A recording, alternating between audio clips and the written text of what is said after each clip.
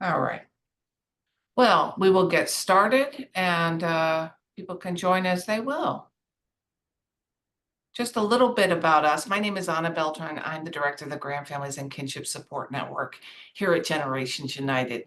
And we're about halfway through our 5-year cooperative agreement with the Administration for Community Living, which is housed at the U.S. Department of Health and Human Services.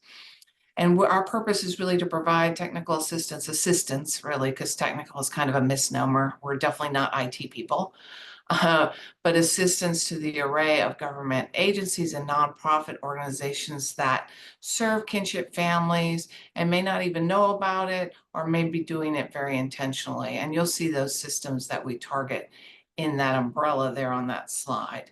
We don't help the families directly, because communities, tribes do that best, because all the laws, the programs, everything varies so much community by community. But what we can do is elevate exemplary practices, things that peers can learn from one another by connecting them, by doing webinars like today's, and by responding to individual requests. So no matter how large or small you are as a nonprofit or as a government agency, please don't hesitate to reach out for free of charge assistance. And you'll see that link there on this slide. And again, you'll be getting these slides. And our website, which has an array of free of charge resources. And this is also where we post our upcoming events and the like. So please sign up for our monthly newsletter and please follow us on LinkedIn. And it is now my privilege to turn it over to Dr. Harrison, and I will ask her to introduce herself. And thank you so much, Dr. Harrison, for joining us. And then we will hear from Dr. Day. So thank you.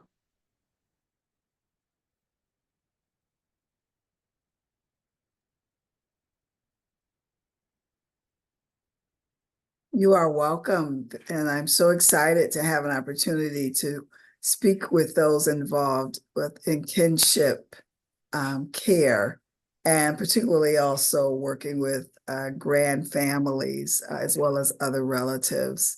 My name is Sharonlyn Harrison. I'm the President and CEO of Public Research and Evaluation Services, and I've had a lot of experience in conducting culturally responsive evaluation and research.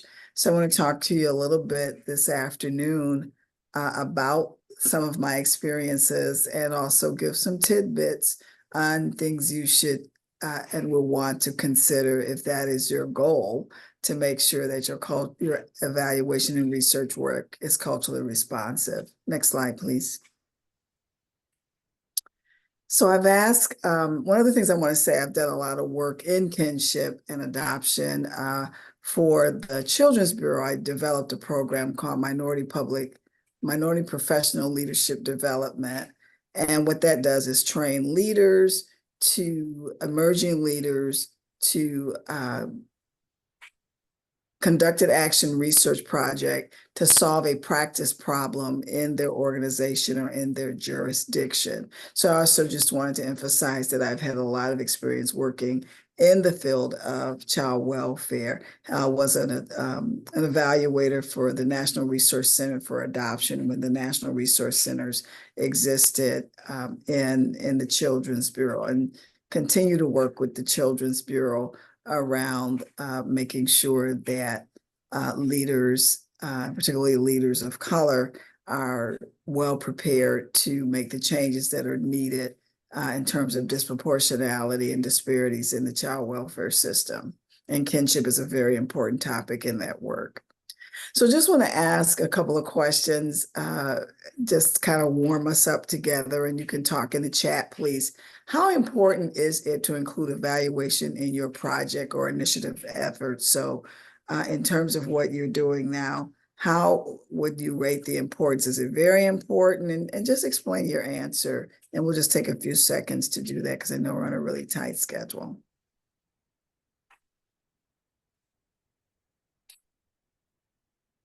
Dr. Harrison, it looks like there might be a problem with the chat, and I don't know why. One of those tech mysteries. All right.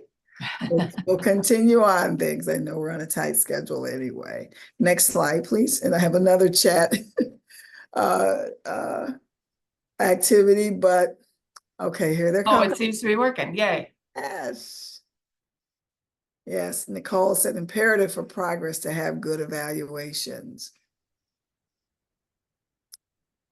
Valeria, I think I'm hoping I'm pronouncing you right, says very important. Our basis for home studies are the evaluation from all of the information gathered.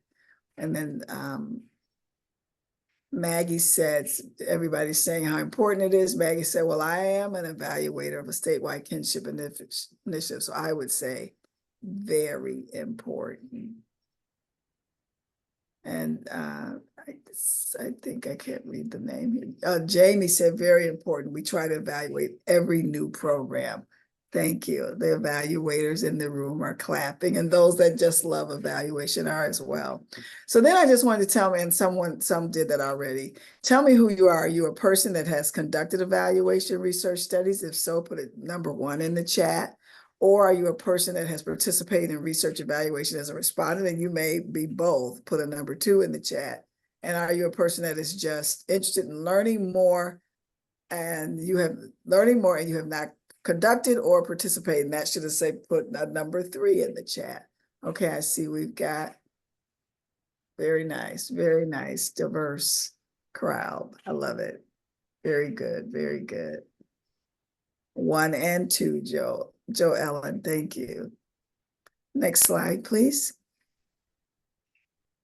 So just some of the work that I've done a lot of work around culturally responsive evaluation. Most of my work has been around looking at disproportionality, working with projects that are seeking to build equity. So I also work with the National Center for Cultural Competence, looked at disproportionality in child welfare and also in special education. As I said before, done a lot of work around developing leadership in child welfare. And in all of those matters, I bring the topic about culturally responsive evaluation, because a lot of times we think we're doing it, and certainly even when I talk today, I'm not going to talk about how easy it is, because it is some of the hardest work. At the end of the slide of my presentation, I'll be saying about how funders view it, how practitioners view it, and even how the community. And in this context, when I say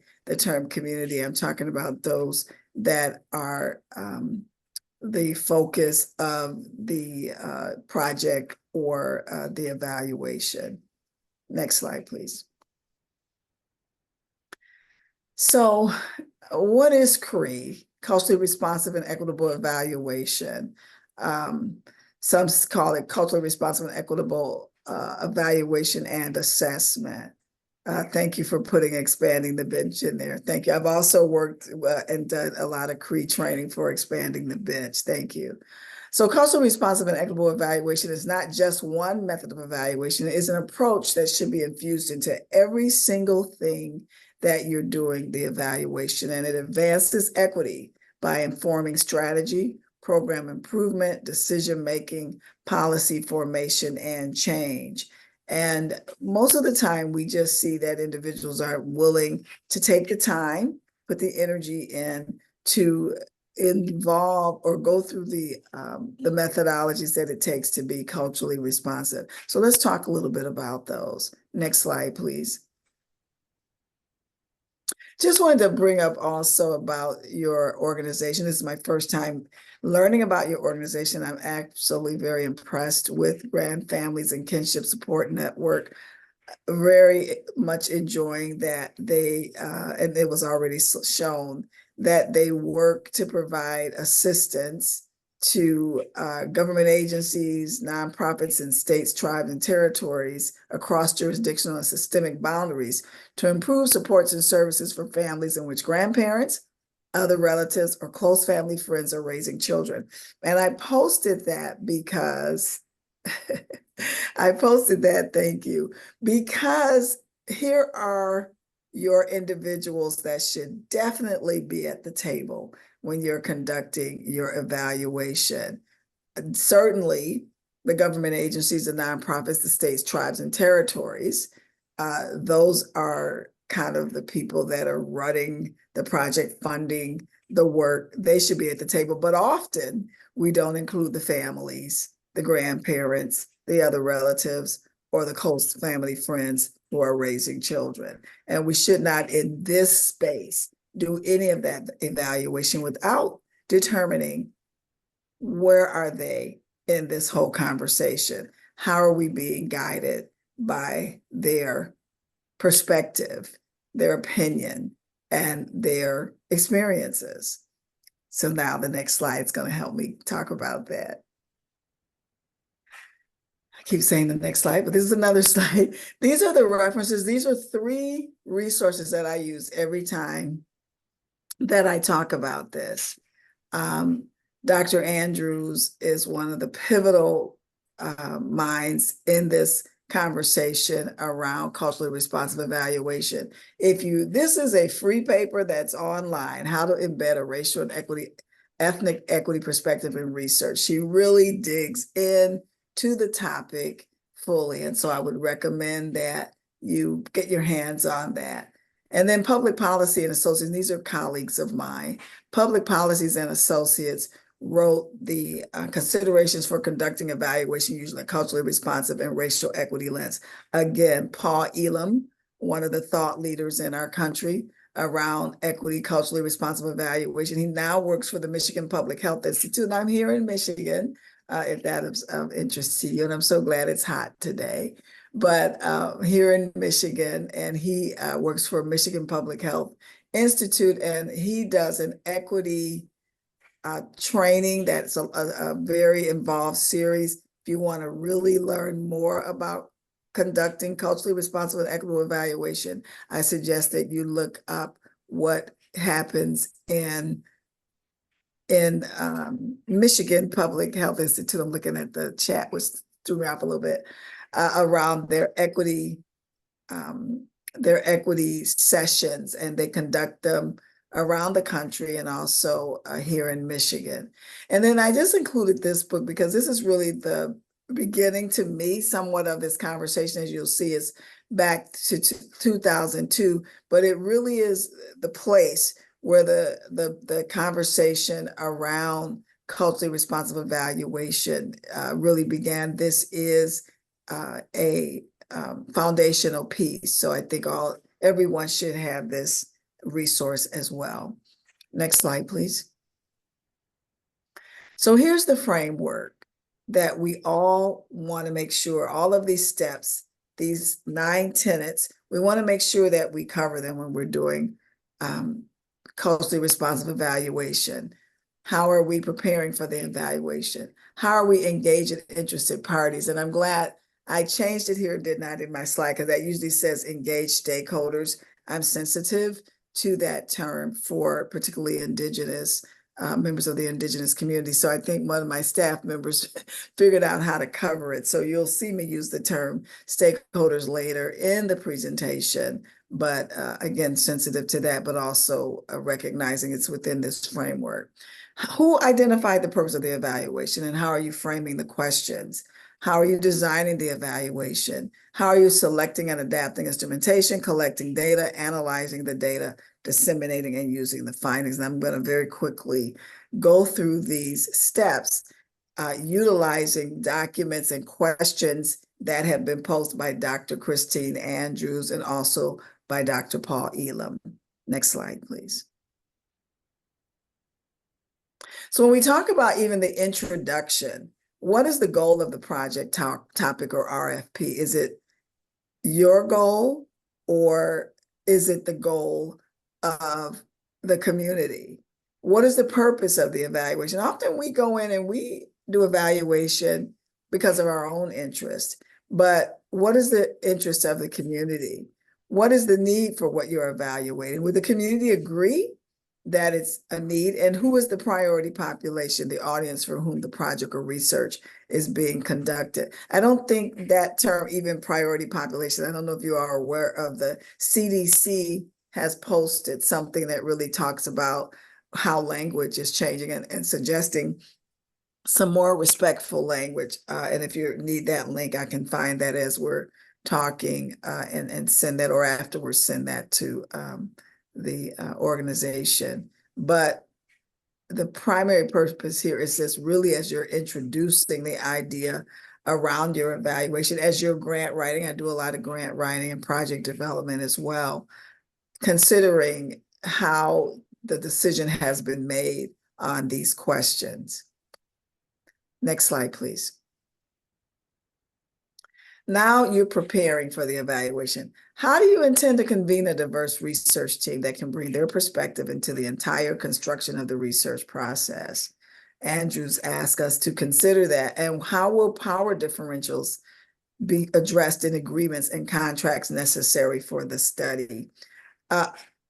When we're thinking about pulling this team together, how do we prepare this team? Do we just pick people, or do we convene this group and then make sure that we're doing culturally competent training? Just because I'm an African-American woman and I may be doing research in an African-American community, I still need to be trained or have some conversations around my cultural competence. My cultural competence needs to be addressed and examined when I become part of this team.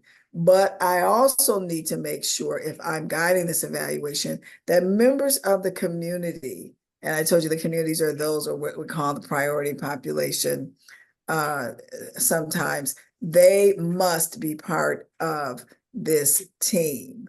And I've been in many situations where people didn't want to do that. Funders were like, we don't have time to do that.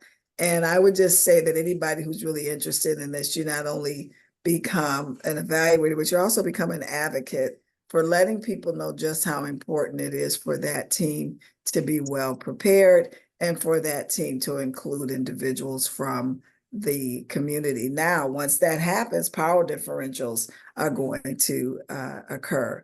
There's going to be people that are funders that feel like they really should be the only ones making major decisions about the evaluation. And those that are of the community may be viewed as just being there, but not necessarily being, I don't want to say be given, but being recognized for the power and experience that they bring to the evaluation just by virtue of their experiences. And so how do we address that in agreements and contracts that are necessary for the study? Next slide, please. Public policy, Dr. Paul Elam also suggests the following considerations. Be aware of cultural differences among the priority population. Have a very funny story of one of my colleagues that was an African-American man, and he was invited to be on an evaluation team for African-American unwed mothers. Now, I think that's just a really big example of how sometimes that's not considered. But here we're just talking about like the cultural differences among the priority population, so that as you're putting your team together, you're considering the differences that are in cultures. For instance, there may be religious differences. There may be differences in values. Again, with my religion, I go to church on Saturday. And so if you wanted me to be part of a group, you would have to consider, oh, if Sharonlyn's going to be part of this group, or this community is important to me, she may not want to do things on Saturday. So again, just because we share same skin color and much of our background, there's differences among us. What is the diversity among the evaluators? Does your evaluation team all look alike? Do they all share the same background life experiences? And again, are there people on that team that share the background life experiences with the priority population? Again, I talked about you're going to have to provide some cultural competence training for the evaluators. I work with the National Center for Cultural Competence, and I absolutely love, they are a huge resource for just thinking about cultural competence. They don't necessarily talk a lot about evaluation, but just the whole framework around cultural competence, great resource.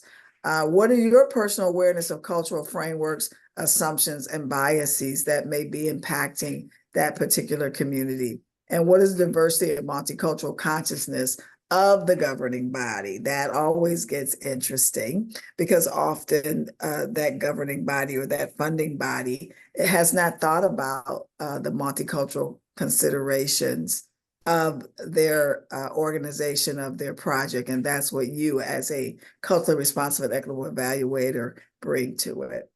Next slide, please.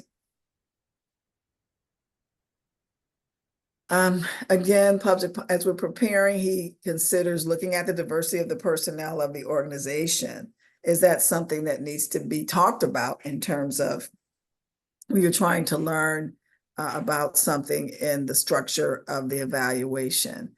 What's the demographics of hierarchy? Who's at the top? What is the staff understanding of the priority populations? And for that, I recommend a tool that has very high reliability and validity. It's Dr. James Mason's cultural competence organizational self-assessment. He really digs in to making sure that you ask staff, and we've done that again in some organizations, really just saying, what does the board think, going back to the other slide, in terms of talking about those are in the positions of decision-making. What's the understanding of the priority population or that community? And his tool really gives some excellent questions regarding that. What is the extent of the grantee's previous racial equity work involving diversity, equity, and inclusion? So again, making sure that you're asking that as you're preparing for the evaluation, because if you don't understand that, you may be going in a place where you need to do some pre-work before you can get down to the real work of the evaluation. And then what's the extent to which equity is embedded in the organization's day-to-day practices? Is it in their mission statement? Is it in how they make budget decisions? All of these things are important considerations that this document suggests that you look at before you say, now we're ready to start this evaluation. Next slide, please. Again, the term should be, I say interested parties, but who are the interested parties for this evaluation, and how do you plan to engage them? How do you plan to work with the community? How are they going to participate in collecting data and definitely helping to interpret the findings? How would they have input into the evaluation design and decision-making process? And I find that even when organizations want to be culturally responsive, they have a really tough time releasing some of that decision-making. I know Katayani Murray at Michigan Public Health Institute actually has a project going on now, and I think it's called Power Shifting. I'm not quite sure of it, but she's actually working in organizations to help them learn how to shift that power around making sure that the input of those that are impacted by the project have a say in designing the evaluation and decision and having decision-making power. Again, Andrews goes back and tells us, how is power distributed even in the community? What power differentials exist within the community? For example, are elders treated as gatekeepers or final authority? In families, sometimes are the men considered the decision makers of the family. Again, this is all, doesn't matter if I agree with that. It more or less has to be understood that, say, for example, I'm trying to collect data in a family where the male or the dad, husband is the decision maker. I can't go in there demanding that I have an opportunity just to speak with the wife only. I need to understand those power dynamics in the community. And trust me, as a young African-American woman, with lots of, independence, I have made that particular mistake about wanting to really make sure that I heard from the wife when it was totally inappropriate, because that was not how power was, I don't want to say power, but influence decision-making was framed in that family structure. I know I got to speed up, so I'm going to speed up real quick. Next slide. Again, we're told to identify the purpose and intent of the evaluation. How does the community view the issue or concern? Who's affected positively or negatively? Why and how? What are the causal factors and root causes of the issue? Have we taken time to find out what's leading to the issue that we're trying to evaluate, and that can have a major impact on how we design the evaluation. I'm going to keep going. Next slide, please. What are the research questions, and are the community's values represented in the research questions? Have the researchers identified how the answers to the research questions will benefit the community? It's not just about how it will benefit our study, but how will it benefit the community? And do the research questions account for the cultural and historical context of the community? Very important questions. I could say more about that, but I'm going to keep going. Next slide, please. And then what is the design for the evaluation? What are the program's intended outcomes? And how will the intended outcomes contribute to inclusion and equity of the priority population? Are we even thinking about that when we come up with the research question, when we come up with the design, how it's going to contribute to building equity? And what are some of the measurable or observable elements that can tell you about the performance of what is being evaluated? Again, this is Dr. Andrews asked us to consider those questions. Next, please. This is always the fun part, because a lot of times people will take tools that already exist, but we need to make sure they're written in the language appropriate for the community.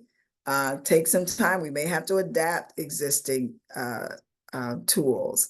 I had a situation, I think, where we were collecting information about what children eat for breakfast, or maybe it was the 3 meals. And this kid, one of the families in the study, they liked oatmeal for all of their meals, or maybe oatmeal for dinner. And that was, that was considered, wait a minute, is he really getting his nutrients? But we didn't consider that may have been appropriate for that family. So kind of want to throw an example out of, we have to look at our tools and not have them be biased by our own culture.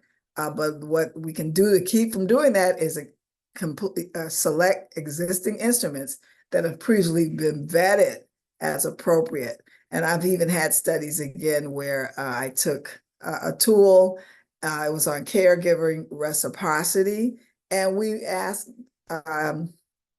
caregivers of color, is this what reciprocity looks like in your community, in your home? And so again, just want to make sure that we need to know how to adapt instruments and select those as appropriate. Next slide, please. Again, ensuring the instruments are fully responsive to the needs, conditions, history, and other complexities, making sure it's culturally sensitive to elicit accurate and comprehensive responses, and know that the instrument must lend itself to uncovering or discovering the impact of the investment on the priority population. I'm just going to keep going because I don't want to go on Dr. Day's time. 7, please. Again, how are you going to collect data? I also will often ask people of the priority population to help me collect data on the community, and that means preparing them to be involved in data collection if it is appropriate. But I also do that as well. Next slide, please. This I have found to be invaluable, making sure that community partners are involved in interpreting the findings. I just don't trust what this may mean to me, but what does it mean in your community? And then the last tenet.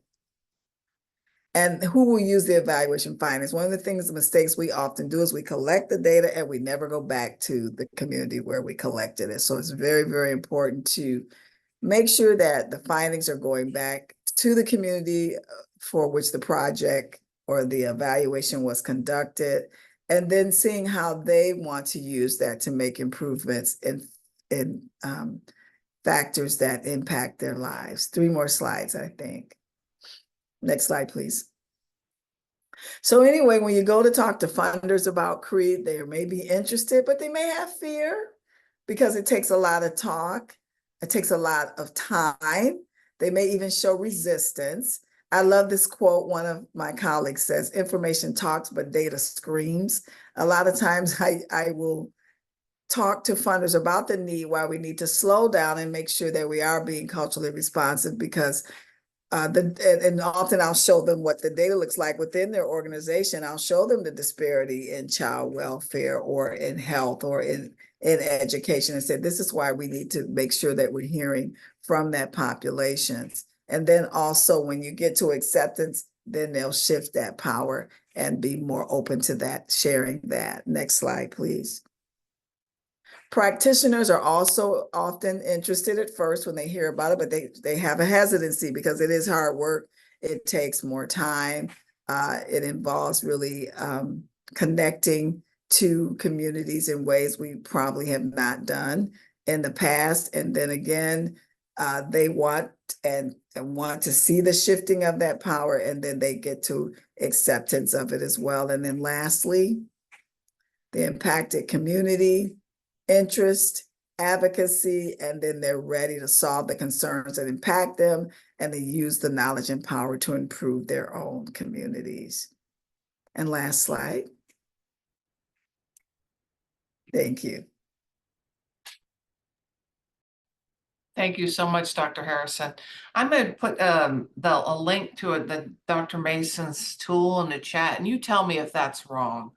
But I took a guess. And then we'll turn it to you, Dr. Day.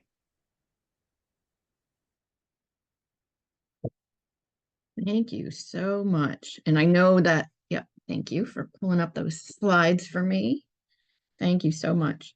My portion of this talk is really focusing on considering Indigenous worldview specifically in the evaluation process. For those of you that don't know me, I'm an associate professor at the University of Washington School of Social Work and a faculty affiliate of the Indigenous Wellness Research Institute, which is one of only two Indigenous-led research institutes in the country. So very excited to be part of leading that work.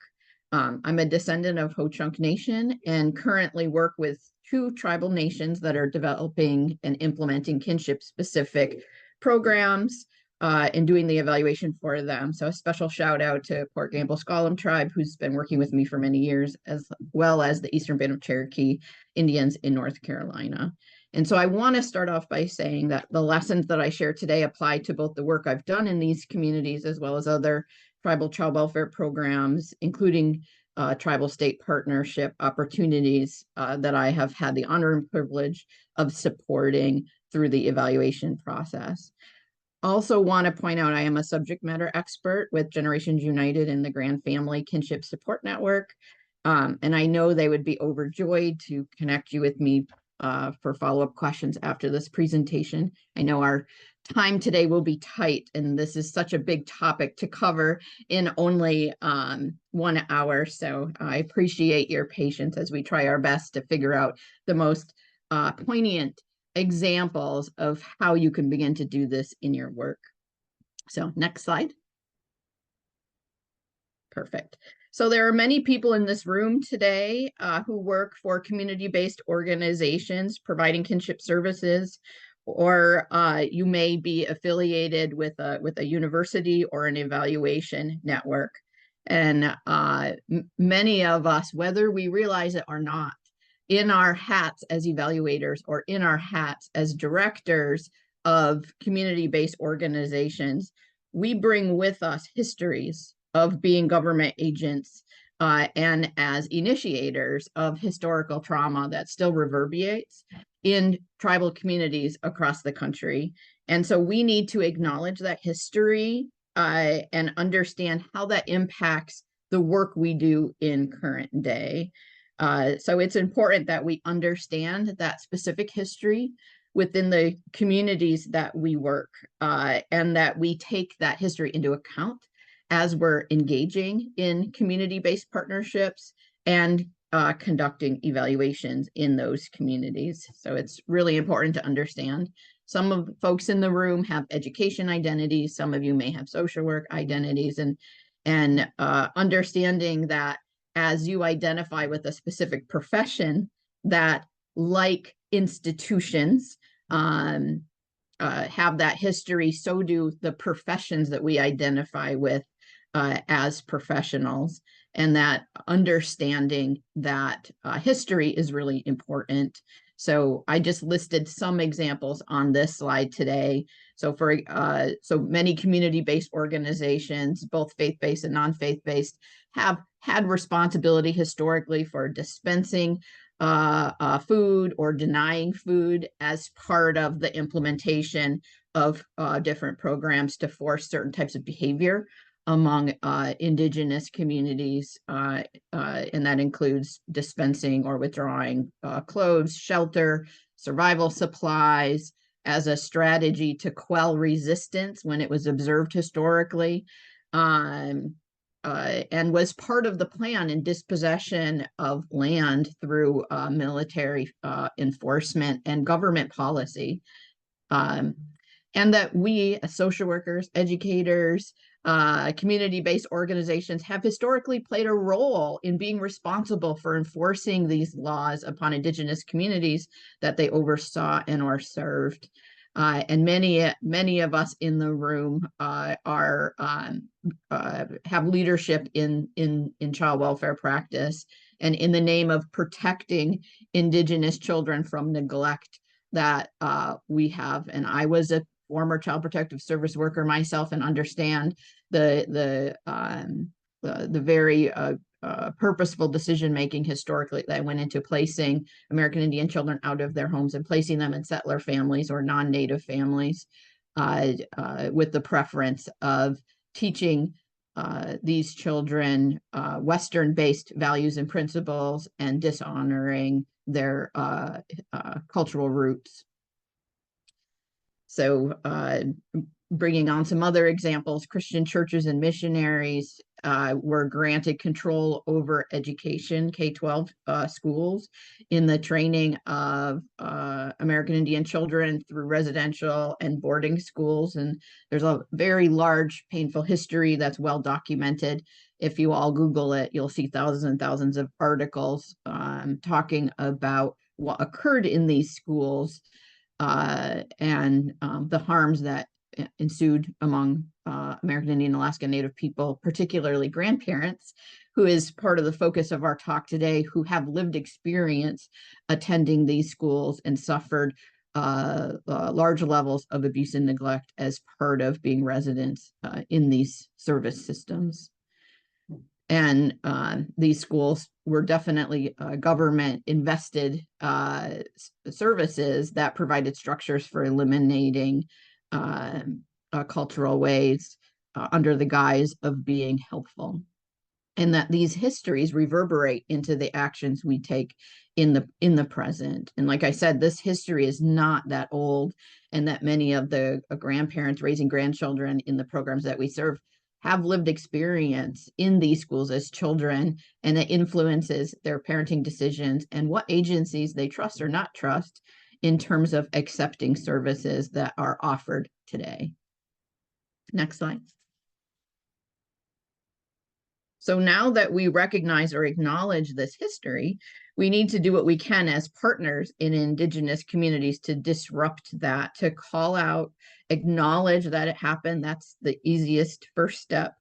And what we can do as both evaluators and community-based organizations providing this service through program implementation to help redress these concerns, or how do we decolonize as evaluators to be able to address some of these concerns.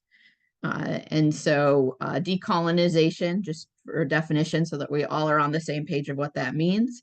In the context of this presentation, it's about undoing the privileging of Eurocentered cultural values and beliefs in our networks, our agencies that do operate as systems of power. As providers of services, you have power over those you provide services to, in terms of responsibility for delivering services. And then as evaluators, we are in control of telling that story in the end, and how we tell that story matters. So as part of decolonizing, we're talking about a continuous process of addressing anti-colonial struggle, honoring Indigenous ways of knowing, honoring place, Indigenous land, the people that live on those lands, and tribal sovereignty. And I'll talk a lot more about what tribal sovereignty can look like in the research process in a moment. And how can we both recover and bring to light that important cultural strengths that and Indigenous ways of knowing that have worked for hundreds of years in Indigenous communities throughout the country, and restoring that wisdom from colonial impact. So when we talk about decolonizing evaluation practice, we're talking about a process of unlearning these harmful practices that we have been taught, favoring westernized principles of evaluation, and relearning with our communities. Relearning oftentimes looks like co-learning, coming in as evaluator with humility and understanding that you are the learner, not just the person that knows because of your credential of having a PhD or other type of degree, that you are a learner of the community in which you're going in, and that you have to be willing to wear that hat, or your evaluation is not going to go well. So thinking about, as an evaluator, who do you want to be as an evaluator? And how do you engage with and see yourself as a partner with practitioners and organizational leaders that are responsible for delivering services within tribal communities?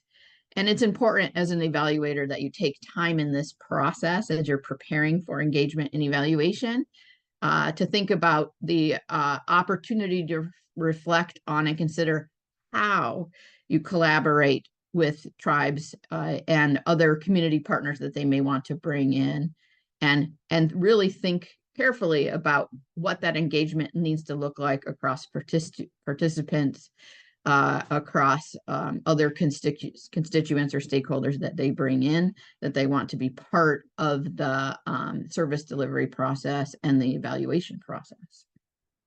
Next slide.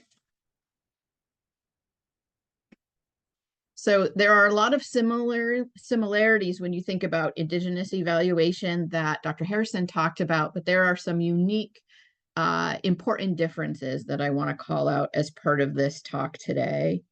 As anti-colonial and Indigenous evaluation approaches honor Indigenous ways of knowing, as opposed to Westernized evaluation practice, and that's an important, unique difference. The field of evaluation has employed research methodologies that have been considered evasive, that have built reputations for researchers in not a good way, and have brought little to tribal communities. And that idea that many evaluations tend to favor supporting and lifting up the careers of researchers while keeping our communities that we do work with in the dark, and they get very little credit for the role that they play. And we need to understand as evaluators that we really are documenters of their experience. It's not about us as evaluators. It's about how can we support the community to meet their goals, and that is really how we need to center evaluation when you're looking at it from an Indigenous perspective. Evaluation historically, particularly those that are based on Westernized principles, have often resulted in cultural exploitation and loss of intellectual property rights among Indigenous communities. There are many recorded incidences of how Indigenous knowledge has been expropriated by non-Indians and renamed and credited to these individuals rather than acknowledging the Indigenous historical roots in which they were actually founded. In fact, I want to share some examples of some histories of inappropriate use of research or evaluation that has violated basic human rights. So I want to start with one specific example, which is very recent. March of 2010, there were members of the Havasupai tribe and Arizona State University Board of Regents entered into a settlement agreement signaling the end of a very lengthy battle over research using blood samples. Approximately 20 years ago, researchers at Arizona State began collecting blood from members of this tribe to conduct what the tribe thought would be diabetes research. Years later, the tribe discovered that the researchers at Arizona State shared their blood with other researchers and conducted research on schizophrenia, inbreeding, and human population migration practices. And upon discovering how these researchers at Arizona State had used their blood, these tribal members asserted that consent to such research would not have been agreed upon had they have been adequately informed that this was happening. And they demanded that Arizona State withdraw from the study and return the blood samples to the tribe.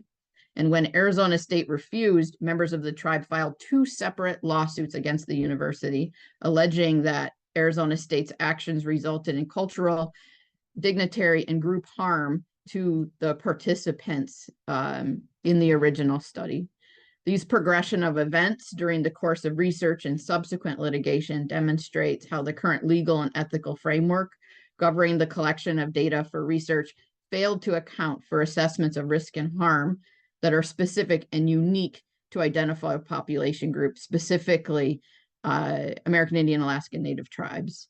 And so this is an example where when evaluators put their own personal interests ahead of the communities in which they do research, the level of harm that can create.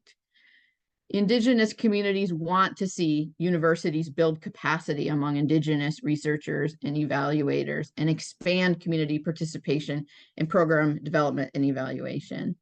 But we have to do this in a safe way where the tribe's needs and interests can be honored along that partnership process. We know that ethical problems are inherent in conducting research in tribal communities, including incompatibility with worldviews, conflicting ideas of what constitutes ethical behavior and science methodology, and differing in concepts about researchers' needs for individual autonomy. And we know that this is important in the tenure and promotion process that academia creates for those researchers who happen to work in university-based settings, versus tribes who have wishes to have informed consent and limited disclosure of research findings.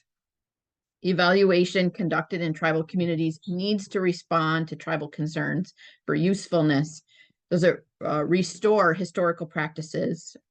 Does it support preservation of the tribe and tribal sovereignty? These are important elements to consider as different programs are being developed and how they're being evaluated. And are these programs grounded in cultural values? Are they embraced by the community in which they are designed to serve? A intervention designed in one community, like I said, I work in tribes from Washington State all the way to North Carolina, and what is built and implemented and makes sense in one tribal community may not translate well in another. Just because it was built in an Indigenous community doesn't mean it can automatically be implemented in any Indigenous community across the United States. Evaluation results should be framed in telling the story from the perspective of the community's values and aspirations. And for evaluation to be useful, evaluators need to understand that self-determination and tribal right to self-determination fuels the goals and aspirations of the tribe that they're working with to preserve, restore, and protect the culture and ways of doing things in that community. One way you can do this very easily as an evaluator is utilizing member checking to interpret data. And that's critical to understanding the story that the data is telling. And like Dr. Harrison said in her presentation, it is not for the researcher to decide what that story is, and that good researchers who appreciate, understand, and honor culturally relevant evaluation methods look to the community in which they are partnering with in the evaluation to decide collectively what is that story and what is the best way to tell it. The inclusion of culture and language in program development reinforces tribal values. It's important for community outsiders to understand that any actions, including the development and implementation of an intervention, can have long-term consequences beyond the immediate, and consequences can span generations. As you heard when I first kicked off this talk, talking about historical trauma and these negative histories with researchers, specifically in engaging in tribal communities. Expect as an evaluator, when you partner with tribal communities, that decision-making will be a more thought out and deliberate process. And that means, as Dr. Harrison said, that time matters in planning and that you can't work on your watch. You have to honor the time that seems right to the communities that you're engaging and partnering with. And so this means when you do or plan for program implementation and evaluation in tribal communities, you need to plan for more time for all aspects of the program, including planning, implementation, evaluation, and dissemination. It also means engaging with community elders at all these stages of the work and giving them time to reflect on each stage as the process unfolds. It's also important to understand that despite the historical facts of removal and resettlement, Indigenous people still have strong connections to the natural world, and that place provides roots in our communities and defines our nationhood. A tribe's Indigenous knowledge is connected to the natural world and is centered around the place of the people within it. The culturally competent evaluator must have knowledge of the people in place in which the evaluation is being conducted. You cannot just take a tribally adapted intervention from one community and simply put it in another. It is important to consider where this data is being collected. Was it collected on sovereign land? Was this collected through partnerships with an urban Indian center? These different places think very differently. It's important to respect that what occurs in one place may not easily transfer to other situations or places. And competence in one context is no insurance of competence in another. I have heard many researchers that have done work with tribes say, oh, I've worked with this tribe, and therefore I understand how to be culturally competent in working with tribal communities. If you have worked in one tribe, you know one tribe. That is the fact. So as you're engaging in this work, you need to come with humility, acknowledge your weaknesses up front. So certainly as I described in my introduction, work on kinship evaluation with tribes in the Pacific Northwest, the Southwest, and the Southeast. I come from a tribal community in the Midwest from the Great Lakes region. And so my competency of working with tribes in the Pacific Northwest, Southwest, or Southeast of the United States should in no way assume that I know the ways of these tribes who are located in all of these other regions. And as Dr. Harrison said, I am ready to sign up for that training from my community partners to help me understand what are those cultural values and components that are specific to honoring the ways of knowing in their communities and how that should influence how interventions are built and evaluated. I always make a point of calling this out in the communities I work, and I regularly ask for cultural gatekeepers that I can work with to ensure that the program I'm working on with the community is grounded in the culture of the specific community in which it is being implemented. This gatekeeper should not be asked to speak for the entire tribe, and many folks on this call who identify as BIPOC have been put in that position where you're being asked to speak for an entire community, and that is a terrible practice to uphold, and we really need to be questioning that behavior. Your gatekeeper should act merely as an opener for a pathway for you to engage with multiple folks from the community in designing an evaluation for the kinship program you're trying to implement or evaluate. Next slide. So theories can support or guide the methods we're using in building and designing kinship evaluations and interventions. And also, I really think that critical place theory is an important theoretical framework that I have used a lot in building Indigenous methods and applying them in evaluation. And it naturally aligns really well with Indigenous methodology.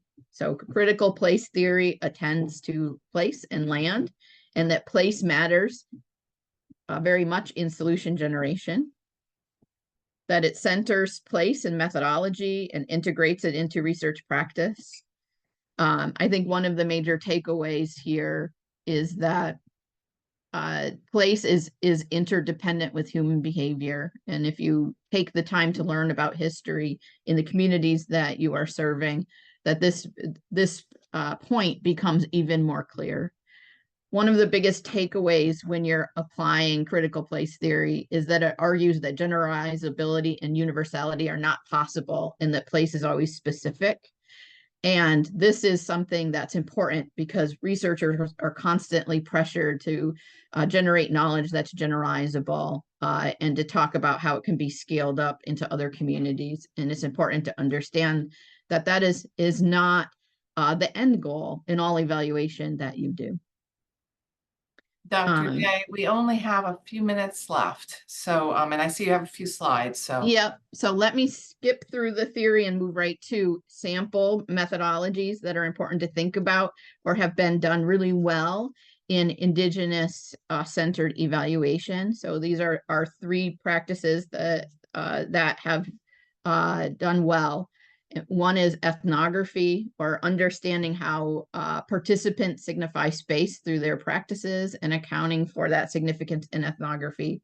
It's important to understand for those that utilize ethnography as a methodology that evaluators control the storytelling unless you are very conscientious about bringing in your partners or in your community to make sure that that description of what you're documenting is something that they're comfortable with. So co-creating that is really important. Community mapping is something I love doing when I'm working with Indigenous communities. Westernized folks talk about that as GIS mapping oftentimes for encountering the different interventions that you're implementing. And so it's important to understand that, you know, community mapping can really shed light on identifying areas in a community where service access or utilization may be more challenging, or where active efforts may be needed to be employed by kinship support staff to ensure that identified needs can be meaningfully met. So there are many tribes in the US that actually cross multiple states. And so this idea of how can they implement their programs in partnership with states when they are actually crossing in terms of their land base across different state entities, and where are the services concentrated. And so oftentimes we look to building resource guides as community-based agency implementers without taking that step to understand, are all of those services concentrated in one area? Where are their service deserts? And community mapping can really raise the profile on that. And then finally, this idea of photo voice, centering place in participant storytelling. And I love this methodology this is an example where your participants or target population have control over what stories being told, what pictures or artifacts are being captured to help describe what program implementation looks like and what are the outcomes of that intervention through the evaluation process. Well, thank you so much, Dr. Day. We will share her remaining slides with you all, but we do want to honor your time and end on time. And I thank you so much, Angelique and Dr. Harrison, for joining us today. Mari, one of our staff, is going to drop a survey in the chat so you can give us your feedback about today's webinar. And like Dr. Day mentioned, please reach out with any technical assistance requests you have if you want to connect with her on any questions, and you will see her couple of remaining slides when we share them by the end of the week. So thank you both so much, and I hope you have a wonderful summer, everyone, and you will be hearing from us shortly. And the survey link is in the chat, so we ask if you complete that, and thank you for joining us today.